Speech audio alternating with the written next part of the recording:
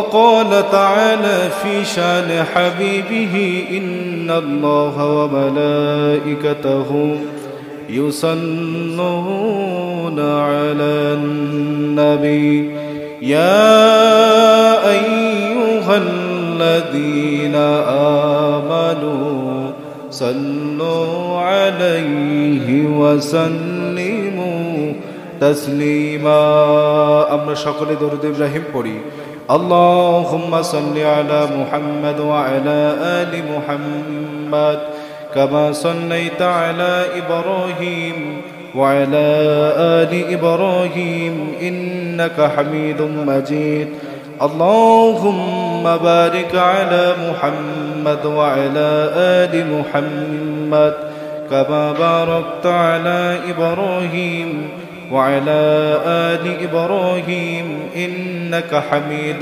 مجيد زيارت مدینہ کی دل میں ہے تمنا نہیں ہے میرے پاس سفر کا سمانا সকলেই পড়েন بلغ العلا بكماله كشف الدجى بجماله حسنت جميع خصاله صلوا عليه وآله রমজানের ওই দীপ্ত আলো লৌহে মুমিন অন্তরে প্রভুর প্রেমের নূরের বাতি দাও জ্বালিয়ে মনতরে রমজানের ওই দীপ্ত আলো লৌহে মুমিন অন্তরে প্রভুর প্রেমের নূরের বাতি দাও জ্বালিয়ে মনতরে সম্মানিত উপস্থিতি আমরা শুরুতে শুকরিয়া জ্ঞাপন করছি আল্লাহ তাআলার দরবারে যিনি আমাকে আপনাদেরকে এই জুমার দিনে সকল প্রকার কর্মব্যস্ততা হতে ফারেক করে আমাদের সকলকে জুমার নামাজের জন্য মসজিদে সমবেত করেছেন আমরা সকলেই জবান ছেড়ে খুলে পড়ছি আলহামদুলিল্লাহ আরো শুকরিয়া আদায় করছি এই রমজান মাসের দ্বিতীয় জুমায় আমরা যথা সময়ে উপস্থিত হতে পেরেছি সেই জন্য সে আল্লাহর দরবারে আবার শুকরগুজার করছি সকলেই পড়ছি আলহামদুলিল্লাহ সম্মানিত উপস্থিতি দরুদ ও সালাম পেশ করছি সেই মহান মানবের প্রতি যিনি হলেন উম্মতের কান্ডার রহমতের ভান্ডার নবীদের সর্দার যিনি হলেন সাইয়্যিদুল মুরসালিন খাতামান নবিয়্যিন রাহমাতুল লিল আলামিন যিনি হলেন বিশ্ব মানবতার মুক্তির দূত যিনি হলেন সর্বকালের সর্বযুগের সর্বশ্রেষ্ঠ মানব আমরা তারই শানে সকলেই পড়ছি সাল্লাল্লাহু আলাইহি ওয়াসাল্লাম সম্মানিত উপস্থিতি এটি হলো রমজানের দ্বিতীয় জুমা রমজানের কি জুমা দ্বিতীয় জুমা রমজানের দ্বিতীয় জুমায় আমরা উপস্থিত হতে পেরেছি আমরা আবারও পড়ছি আলহামদুলিল্লাহ তার মানে ইতিপূর্বে আমরা 10 দিন অতিবাহিত রমজানের 10 দিন অতিবাহিত করলাম আল্লাহ পাক রব্বুল আলামিন এই মাহে রমজানকে তিনটি স্তরে বিন্যস্ত করেছেন কয়টি স্তরে তিনটি স্তরে প্রথম 10 দিনকে রহমতের 10 দিন হিসাবে সাজিয়েছেন দ্বিতীয় 10 দিনকে মাগফিরাতের 10 দিন হিসাবে সাজিয়েছেন আর শেষের 10 দিনকে আল্লাহ পাক রব্বুল আলামিন নাজাত দিয়ে বিন্যস্ত করেছেন সুবহানাল্লাহ বলেন তাহলে প্রশ্ন যে প্রথম 10 দিনের রহমত আর বাকি দিনগুলোতে কি রহমত থাকবে না এটা একটি মৌলিক ভাবে তেনারা এটি বিন্যস্ত করেছেন যে প্রথম 10 দিন রহমত হলো প্রথম 10 দিন হলো রহমতের 10 দিন এরপর হলো মাগফিরাত যদি কোনো ব্যক্তি মাপ পেতে চায় তাহলে দ্বিতীয় 10 দিনের মধ্যে নাজাত মানে হলো মুক্তি নাজাত মানে কি মুক্তি এই যে রহমতের ছায়া থাকলো নিজের গুনাহ মাফের জন্য আল্লাহ তাআলার কাছে দোয়া করলো আল্লাহ মাফ করলে সে নাজাত পেয়ে যাবে। সুবহানাল্লাহ বলেন। কাজেই রমজানের যেহেতু 10 দিন চলে গেছে, তার মানে 10 দিন আপনার জীবন থেকে চলে গেছে। এই 10 দিন আপনার জীবনে আর আসবে কিনা এই গ্যারান্টিটাকে আপনি দিতে পারবেন? দিতে পারবেন না। এই 10 দিন আমি আপনি পাবো কিনা এই গ্যারান্টিটা কিন্তু আর নাই। কাজেই আমরা কি আমাদের গুনাহগুলো এখনো মাফ করাতে পেরেছি? আমরা কি আমাদের শিরকগুলো, বেদাতগুলো আল্লাহ পাক রব্বুল আলামিনের কাছে মাফ করিয়ে নিতে পেরেছি? যদি মাফ না হয়, এই জন্য আমাদের তাওবাতুন নাসুহা, তওবা পড়তে হবে। কি পড়তে হবে? তওবা পড়তে হবে। তওবা কবুল হওয়ার জন্য কয়েকটি শর্ত। প্রথম শর্ত হলো তওবা করার পর একই গুনাহ আর করা যাবে না। একই গুনাহ আর করা যাবে না। যদি একই গুনাহ আমরা আবারও করি, তাহলে কিন্তু সেটার মাফ হবে না। তওবা কবুল হবে। তওবা কবুল হওয়ার জন্য শর্ত কয়টা? কয়েকটা শর্ত। তওবা কবুল হওয়ার পর, অর্থাৎ তওবা যে কবুল হবে, আপনি তওবাটা করতে হবে তওবাতুন নাসুহা, একমাত্র আল্লাহ তাআলার কাছে, দুনিয়ার কারো কাছে মানুষকে দেখানোর জন্য তওবা নয়। আপনি কয়েকদিন ভালো কাজ করলেন, তওবা করলেন, এরপর আবার সাবেক হয়ে গেলেন, মনে করছেন যে অতীতে যা করছি সব তো মাফ হয়ে গেছে, কিন্তু না, আপনি আবার সেটা করার কারণে সেটা আর মাফ হবে না, সেটা আবার আপনার আমলনামার মধ্যে চলে আসবে। সম্মানিত হাজিরিন, এই জন্য নবীজি সাল্লাল্লাহু আলাইহি ওয়াসাল্লাম বলেছেন যে জান্নাতে যাওয়ার জন্য শর্ত হলো দুইটা। এক নাম্বার হলো আমাল সলিহা করতে হবে, 2 নাম্বার হলো শিরক মুক্ত, বেদাত মুক্ত লাইফ গঠন করতে হবে। আমাল সলিহা হলো কি? আমাল সলিহা কবুল হওয়ার জন্য, আমাল সলিহা হওয়ার জন্য শর্ত কয়েকটা। আমাল সলিহা কাজটি হারাম মুক্ত হতে হবে, হারাম মুক্ত হতে হবে, এবং কাজটি আল্লাহ তাআলার উদ্দেশ্য হতে হবে। এটা হলো আমাল সলিহার উদ্দেশ্য। আর জান্নাতে যাওয়ার শর্ত কয়টা? 2টা। 1 নাম্বার নেক কাজ করা, 2 নাম্বার শিরক বেদাত মুক্ত জীবন গড়া। তাহলে লাইফকে পরিবর্তন করার জন্য, ক্ষমা পাওয়ার জন্য আল্লাহ তাআলার কাছে আমাদের করণীয় হলো তওবা করা। সব পয়েন্টগুলো স্মরণ রাখবেন। আমাদের করণীয় হলো তওবা করা। তওবা কবুল হওয়ার জন্য শর্ত কয়েকটা। 1 নাম্বার শর্ত হলো যে জন্য তওবা করব একই কাজ দ্বিতীয়বার আর করব না। এরপর তওবা করে আমরা জান্নাতে যাব। জান্নাতে যাওয়ার শর্ত হলো 2টা। জান্নাতে যাওয়ার শর্ত কয়টা? 1 নাম্বার হলো নেক কাজ করতে হবে, 2 নাম্বার হলো শিরক বেদাত মুক্ত জীবন গঠন করতে হবে। আমরা কি নেক কাজ করেছি এবং শিরক মুক্ত জীবন গঠন করতে পেরেছি? পারি নাই। তওবা করতে পারি নাই, তওবার মতো তওবা আমরা করতে পারি নাই। সম্মানিত হাজিরিন, আল্লাহ তাআলা বলেছেন ইন্নাহু হুয়াত তাওয়াবুর রহিম, নিঃসন্দেহে তিনি তওবাকারীদেরকে অনেক পছন্দ করেন। তওবাকারীদের অনেক পছন্দ করে। কারণ আল্লাহ তো জানেন যে বান্দা গুনাহ করবেই, বান্দা পাপ করবেই, কিন্তু পাপটা বুঝে, অন্যায়টা বুঝে তারা যদি তওবা করে, আমার কাছে ফিরে আসে, আমি আল্লাহ রব্বুল আলামিনকে সিজদা করে আমাকে আল্লাহ বলে, রব বলে ডাক দেয়, আমি আল্লাহ রব্বুল আলামিন বান্দার ডাকে সাড়া দিয়ে দিই। সুবহানাল্লাহ বলে। আমার ভাইরা, আমার বন্ধুগণ, তওবার এমন একটা গুণ, তওবার এমন একটা পাওয়ার, যেই পাওয়ারটা পৃথিবীর অন্য কারো মধ্যে থাকতে পারে না। তওবার মধ্যে আল্লাহ রব্বুল আলামিন এমন একটা পাওয়ার দিয়ে দিয়েছেন, যে ব্যক্তি তওবা করবে, তওবা যদি মন থেকে খালেস নিয়তে করে, এই তওবাটা করার কারণে আল্লাহ পাক রব্বুল আলামিনের জান্নাত পর্যন্ত তাকে পৌঁছায় দেয়। ইতিহাসের মধ্যে জানা যায় মালিক ইবনে দিনার এমন একজন ব্যক্তি ছিলেন, পৃথিবীর এমন কোনো খারাপ কাজ নাই যার জীবনে সংগঠিত হয় নাই। পৃথিবীর এমন কোনো হারাম জিনিস নাই যে হারাম জিনিস সে ভক্ষণ করে নাই। মদ থেকে শুরু করে নিয়ে যতগুলো হারাম খাবার আছে, যতগুলো নেশা জাতীয় খাবার আছে, সব খাবার সে ভক্ষণ করেছে। শবে বরাতের রাত্রিতে যখন মানুষ মসজিদে নামাজ পড়ার জন্য চলে যায়, দোয়া করার জন্য চলে যায়। মালিক ইবনে দিনার তৎক্ষণাৎ মত নিয়ে মাঠের মধ্যে জঙ্গলের মধ্যে আড্ডা দেয়। এই মালিক ইবনে দিনার একদিন বাসায় ফিরে দেখলেন তার তো কোনো স্ত্রী ছিল না, পরিবারের কোনো সদস্য ছিল না, তার ছিল একটা ছোট্ট মেয়ে। বাসায় ফিরে দেখলেন তার ছোট্ট মেয়েটা মারা গিয়েছে। তার ছোট্ট মেয়েটাকে তিনি অনেক ভালোবাসতেন। ছোট্ট মেয়ে যখন মারা গিয়েছে মনে মনে একটু আহত হয়েছে, ব্যথিত হয়েছে। এই শোকের জন্য, শোক পূরণের জন্য সবে বরাতের রাত্রিতে জঙ্গলের মধ্যে গিয়ে মদ্যপানে ব্যস্ত আছে। মদ পান করতে করতে কোন ফাঁকে ঘুমিয়ে গিয়েছে। ঘুমাতে ঘুমাতে হঠাৎ তিনি লক্ষ্য করলেন তাকে কোন যেন একটা আগুন তাকে দৌড়াচ্ছে, একটা আগুন তাকে পিটাচ্ছে, সাপ তাকে পিটাচ্ছে।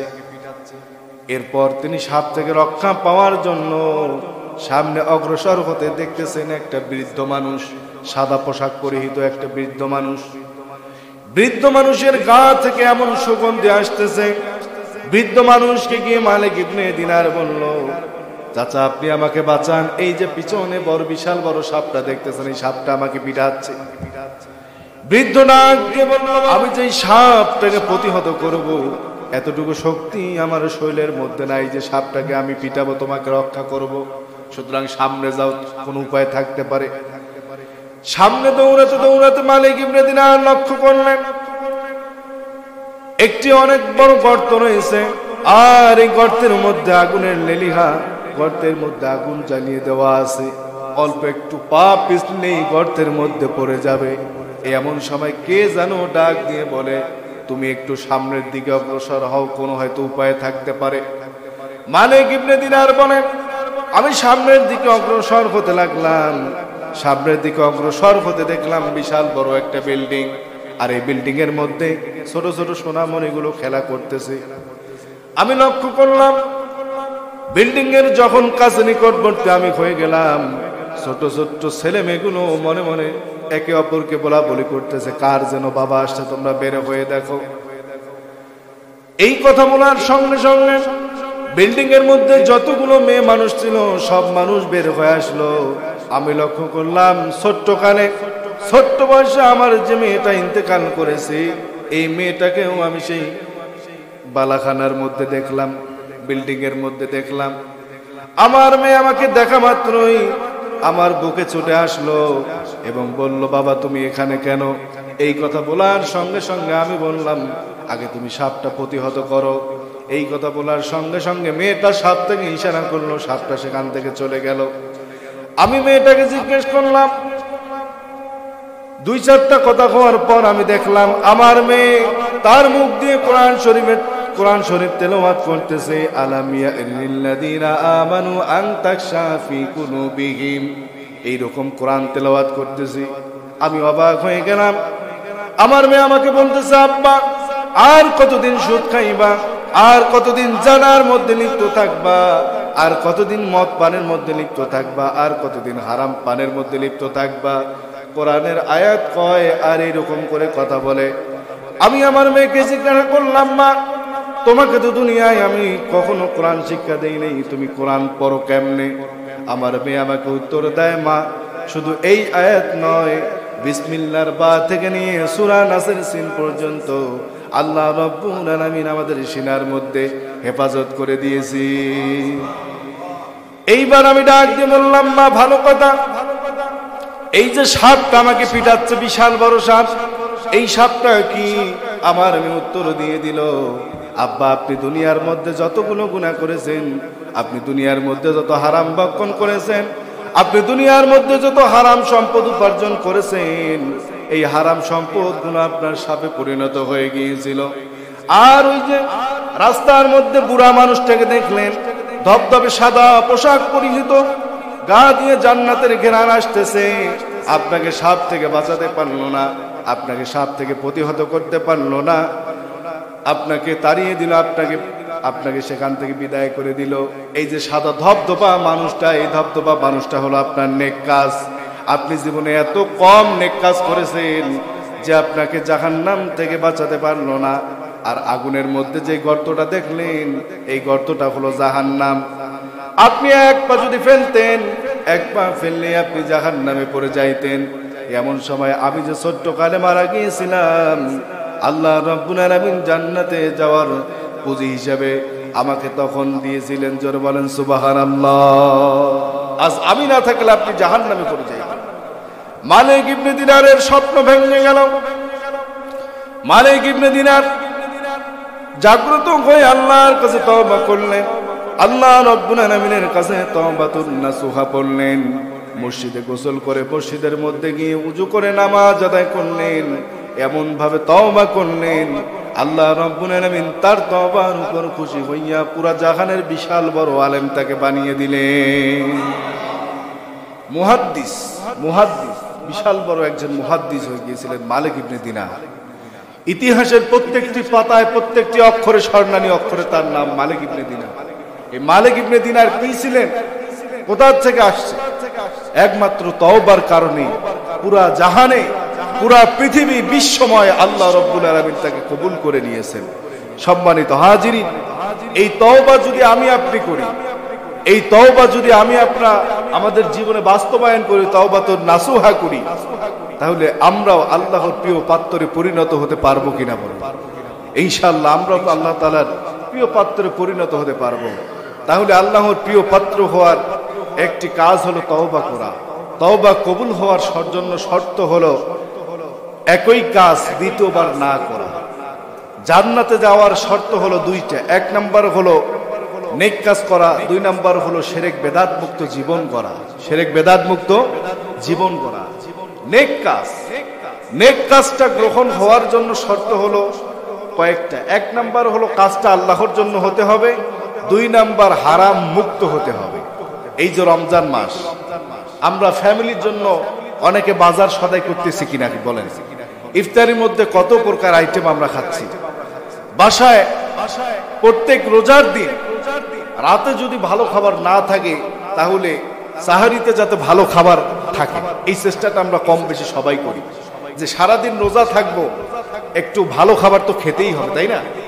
সম্মানিত হাজির, এই যে বাজার সদাইগুলো রমজান মাসে আমরা বাসার জন্য করতেছি, নবীজি বলেন রমজান মাসে ফ্যামিলিকে খাওয়ানোর জন্য যে ব্যয় করা হয়, এই ব্যয়টা সদকায়ে জারিয়া হিসেবে কবুল করে নেওয়া হবে।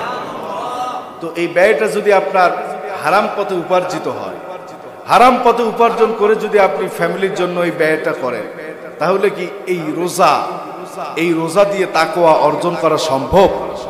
কখনোই সম্ভব না। সম্মানিত হাজিরিন, গত জুমায় বলেছিলাম যে হারাম টাকা দিয়া হারাম পথে উপার্জন করিয়া ইফতারিতে 15, 20টা, 30টা, 50টা আইটেম রেখে প্রত্যেক দিন চাইরিতে মাছ মাংস ভালো খাবার খাচ্ছেন, এর নাম তাকওয়া না, এর নাম ইমানদারিতা না, এর নাম মুসলমানিত্ব না, এর নাম ভালো হওয়া না। বরং হারাম টাকা দিয়া যদি চাল ভাজাও খান, এর মধ্যে সুখ দিয়েছেন কে?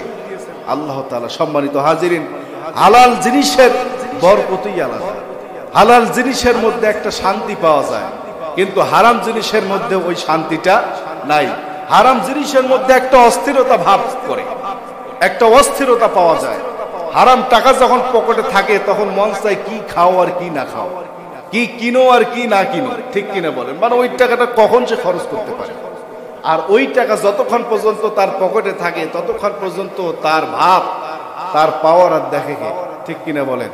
কত প্রকার বাজার সদাই যে বাসায় নিয়ে যায়, বিশাল বড় মাছ এলাকার উপর দিয়ে মানুষকে দেখিয়ে নিয়ে যায়। সম্মানিত হাজিরিন, যারা আমরা হালাল পথে উপার্জন করি, অনেকে মনে মনে চিন্তা করেছেন, কয়েকদিন আগে, 2-3 দিন আগে ইফতারি করার পর বাজারে গিয়েছিলাম চা খাওয়ার জন্য। তো চা খাইতে খাইতে 2 জায়গায় আলাপ করেছে যে রমজান মাসে ব্যক্তিটা কিন্তু আগে সুদ খাইত, তো রমজান মাসে নাকি তার সুদের খাতা সবকিছু সে একবারে প্যাকেট করে রেখে দিয়েছে, মানে রমজান মাসে সেগুলোর মধ্যে হাতও দিবে না। আচ্ছা বলেন তো, সে যদি হাত না দেয়, তাহলে রমজানের পর যে আবার শুরু করতেছে, এই যে আগে যেগুলো সে কামাই করেছে, মানুষের উপর জুলুম করে যেগুলো নিয়েছে, রমজান মাসে সেগুলো থেকেই তো ব্যয় করতেছে, ঠিক কিনা বলেন? আমরা একদল মানুষই আছি যে যাই হোক 11টা মাস আর যাই করি না কেন, রমজান মাসটা অন্তত ভালো হইতে হবে। রমজান মাসটা অন্তত সব বাদ দিয়ে এই নামাজ রোজা মসজিদ এগুলোর মধ্যেই থাকতে হবে। আসলে যদি মনে করেন যে রমজান মাত্র একটা মাস, তাহলে এটা আমাদের ভুল। রমজান মাসের সিয়াম সাধনা অর্থাৎ রমজান মাসের ফজিলত হলো 11টা মাস, কিন্তু নিয়ম শৃঙ্খলা রাখতে হবে পুরা বছর, ঠিক কিনা বলেন? তাহলে আমরা সফল হতে পারবো। আমরা যারা দেখবেন রমজান মাসে এদের চরিত্র হয় একরকম, এদের চেহারা হয় আরেক রকম, আবার রমজান শেষ হয়ে গেলে এদের চরিত্র ক্যারেক্টার হয়ে যায় আরেক রকম। রমজানের আগে যা ছিল রমজান মাসে অন্তত কোনো প্রকারে বিড়ি খাওয়াটা বাদ দিছে। ইফতারি যখনই শেষ হয়, শেষ হওয়া মাত্রই যে আবার ধরে দিয়ে দিছে, ঠিক কিনা বলে? সারা রাত দিনে যেটা বাদ দিছে রাতের কাজাটা কিন্তু আদায় করে নেয়। দিনে যেটা খেতে পারে নাই, খাওয়ার ইফতারি খাওয়ার পর সারা রাত ওই কাজা নামাজ তো ওটাও তো একটা ইবাদত, নেক ইবাদত হোক আর বদ ইবাদত হোক তো নাকি, সারা রাত ওই কাজাটা আদায় করে নেয়। এইটা আমাদের চেঞ্জ করতে হবে। রমজান মাস হলো আত্মগঠনের মাস, রমজান মাস হলো আত্মশুদ্ধির মাস। রমজান মাসকে আপনি কাজে লাগান। আপনি ইতিপূর্বে যা ছিলেন, এই রমজান মাস যে একটা নিয়মের মধ্যে আপনি আসছেন, একটা সিস্টেমের মধ্যে আসছেন, একটা নিয়ম শৃঙ্খলার মধ্যে আপনি আসছেন, আপনি ধরে রাখবেন যে এইটা পুরা বছর ধরে রাখা যায় কিনা। চেষ্টা করবেন যে রমজান মাসে আমি মানুষকে গালি দিই নাই, মুখ দিয়ে মিথ্যা কথা বলি নাই, চোখ দিয়ে অন্য কোনো কিছু দেখি নাই, কান দিয়ে কোনো কিছু শুনি নাই। এই রমজান মাসে যেমন আপনি একটা নিয়মের মধ্যে থাকেন, চেষ্টা করবেন পুরা 12টা মাস এই নিয়মটা আপনি বজায় রাখতে, এই নিয়মের মধ্যে থাকতে। কারণ মুসলমানের প্রত্যেক দিনেই হলো এই রমজান মাসটা পুরো বছরই, ঠিক কিনা বলেন? একটা মাস রমজান মনে করলে চলবে না, আমাদের পুরো বছরই রমজান মনে করতে হবে। আমার ভাইরা, আমার বন্ধুগণ, এই রমজান মাস এমন একটা মাস আল্লাহ রাব্বুল আলামিন পৃথিবীর সকল মানুষদেরকে সুযোগ দিয়েছেন যে রমজান মাস হলো এমন একটা মাস, আমাদের শরীরের মধ্যে যখন আমাদের বডি অসুস্থ হয়ে যায়, এই বডিটাকে আমরা সুস্থ করার জন্য বিভিন্ন ডাক্তারের কাছে নিয়ে যাই। ডাক্তার আমাদের বডিটা পরীক্ষা নিরীক্ষা করার পর ডাক্তার আমাদেরকে বলে এই বডিটাকে বাইরে গিয়ে অপারেশন করাতে হবে। অপারেশন যদি করানো না হয় বডিটা সুস্থ হবে না।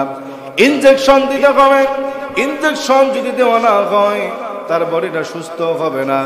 এখন যদি আপনি মনে করেন ডাক্তারের কোন কালে আমি পাকা ধানে মই দিয়েছি, যেই যে আমার ইনজেকশন দেওয়া হচ্ছে, আমার শরীর পুশ করে ইনজেকশন দেওয়া হচ্ছে, আমার শরীর ফেটে অপারেশন করা হচ্ছে, আমাকে কষ্ট দেওয়া হচ্ছে কেন? এই চিন্তাটা যদি আপনি মনে মনে করেন, আপনি কখনো সুস্থ হতে পারবেন? কথা বলেন, পারবেন? পারবেন। ভাইরা আমার, সুস্থ হওয়ার জন্য এতটুকু কষ্ট আপনাকে সহ্য করতে হবে। আপনার শরীর ফুটা করা হবে, আপনাকে অপারেশন করা হবে, এই কষ্টটা আপনাকে সহ্য করতে হবে।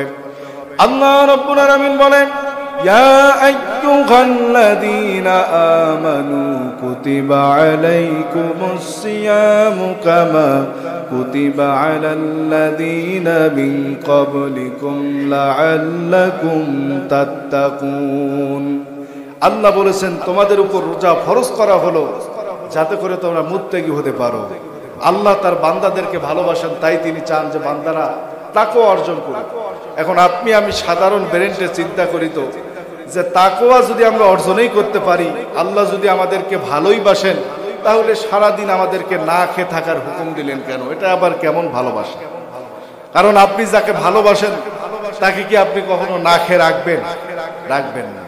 সাধারণ চিন্তায় আমরা আর কি চিন্তাটা করি। ওই ডাক্তার যখন আপনার শরীরকে সুস্থ করার জন্য ইনজেকশন দিল, শরীরকে সুস্থ করার জন্য অপারেশন করলো, এর একটা জ্বালা যন্ত্রণা আছে না নাই? আপনি যদি এখন মনে করেন যে এই জ্বালা যন্ত্রণা আমাকে কেন দেওয়া হবে, আমি তো এমনিও সুস্থ হতে পারি, আসলে সুস্থ হওয়ার জন্য জ্বালা যন্ত্রণা আপনাকে সহ্য করতেই হবে।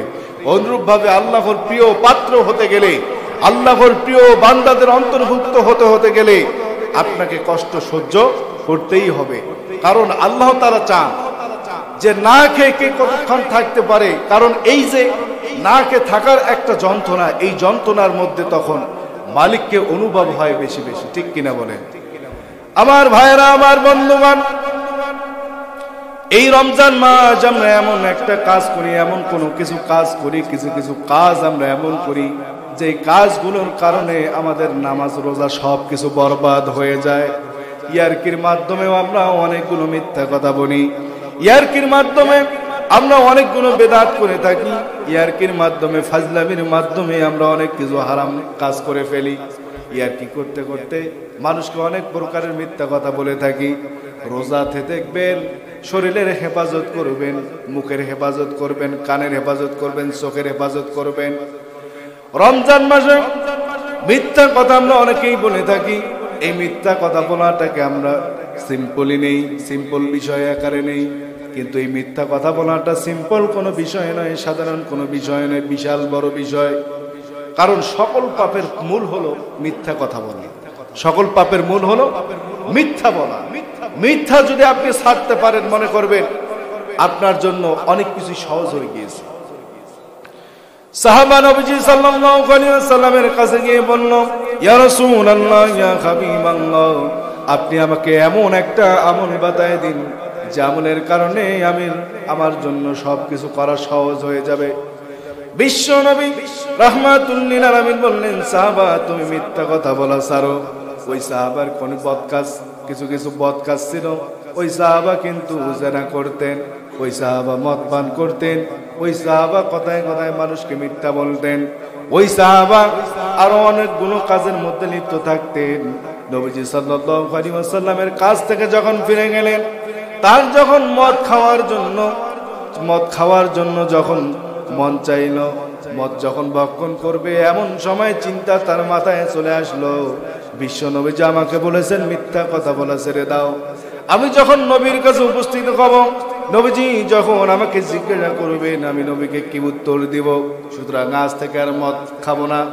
ওই সাহাবা যখন জিনা করতে যাবে, জিনা করার সময় এই চিন্তা তার মাথায় আসলো যে আমি নবীকে কথা দিয়েছি মিথ্যা কথা কখনো বলবো না।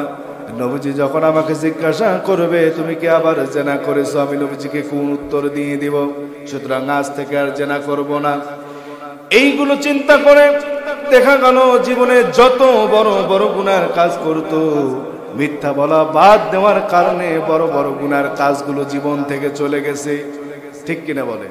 বড় বড় গুনার কাজগুলো জীবন থেকে চলে যাবে। সম্মানিত হাজিরিন, এইটা রমজান মাস যেহেতু, এই জন্য আমরা নিজেও রোজা থাকবো, অপরকে রোজা রাখতে উৎসাহ করব। এমন কোনো কাজ করব না যে কাজের কারণে আমাদের রোজাগুলি বরবাদ হয়ে যায়।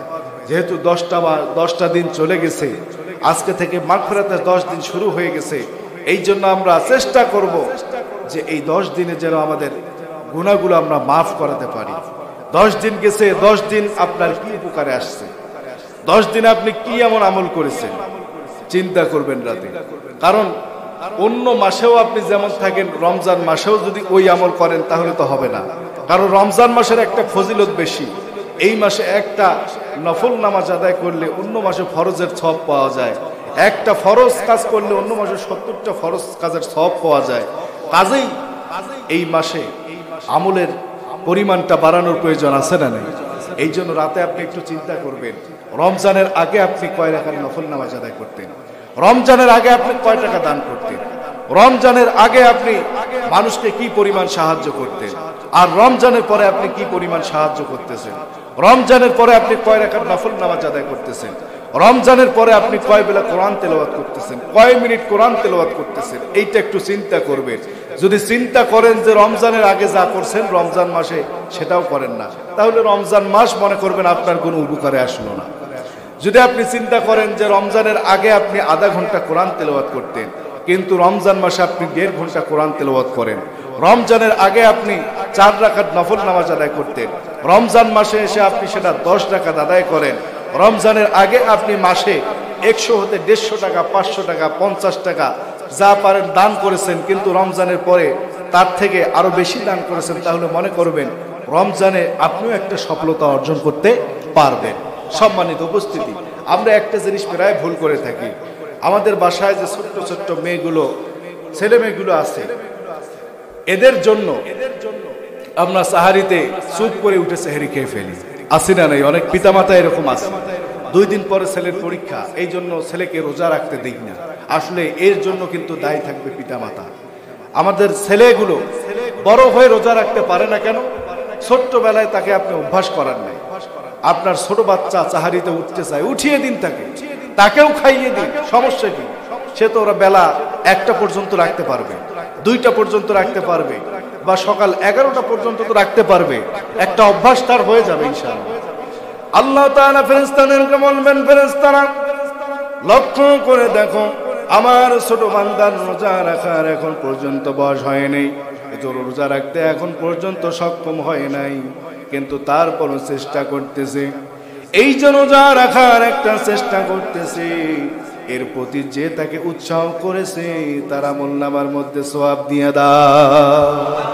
আপনি পিতামাতা হয়েছেন, আপনি উৎসাহ করেছেন, সুন্দর করে চাহারিতে তাকেও খাইয়ে দিয়েছেন। রোজা রাখলে যা সওয়াব হয় সমপরিমাণ সওয়াব আল্লাহ আপনার আমলনামার মধ্যে দিয়ে দিবেন। আল্লাহ তাআলা আমাদের সকলকে, সন্তানদেরকে এগুলো কাজের প্রতি উৎসাহ করার তৌফিক দান করুক। জোরে বলেন আমিন। সেটার মধ্যে আমরা উৎসাহ না করে আমরা উৎসাহ দেই কোথায়? পরীক্ষা।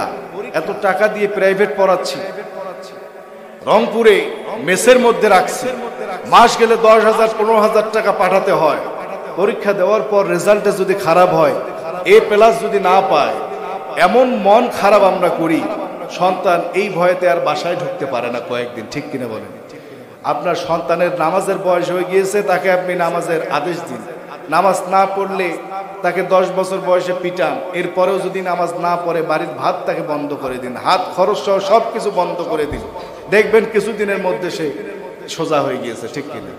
রোজা রাখার বয়স হয়ে গিয়েছে, নিজেই রোজা রাখতেছে না, ভাত বন্ধ করে দিন, এরপরে দেখবেন না খেয়ে থাকার চেয়ে রোজা থাকাই ভালো। ঠিক কিনা বলেন?